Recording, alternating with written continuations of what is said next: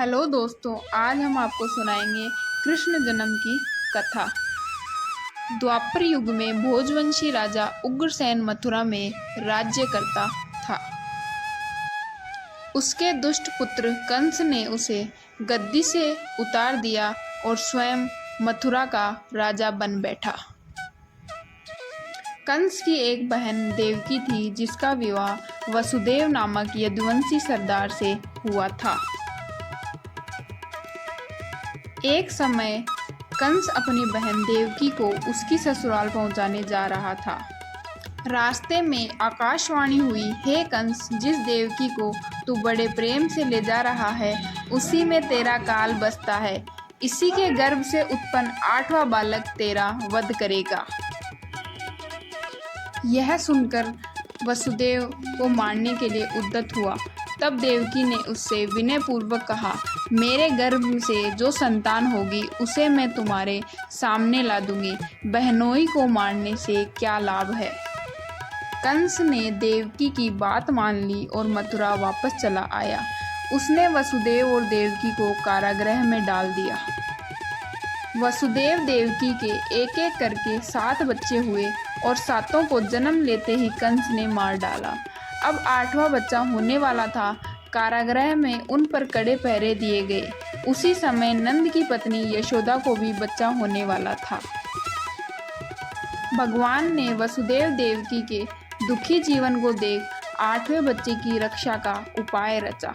जिस समय वसुदेव देवकी को पुत्र पैदा हुआ, उसी समय संयोग से यशोदा के गर्भ से एक कन्या का जन्म हुआ, जो और कुछ नहीं, सिर्फ माया थी। जिस कोठरी में देवकी वसुदेव कैद थे, उसमें अचानक प्रकाश हुआ और उनके सामने शंख, चक्र, गदा, पद्म धारण किए चतुर्भुज भगवान प्रकट हुए। दोनों भगवान के चरणों में गिर पड़े। तब भगवान ने उनसे कहा, अब मैं पुनः नवजात शिशु का रूप धारण कर लेता हूँ।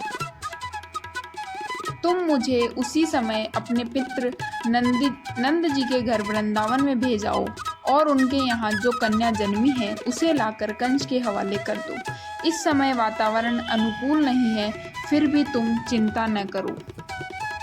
जागते हुए पहरेदार सो जाएंगे, कारागृह के फाटक अपने आप खुल जाएंगे और उफनती अथाह यमुना तुमको पार जाने का मार्ग दे देगी।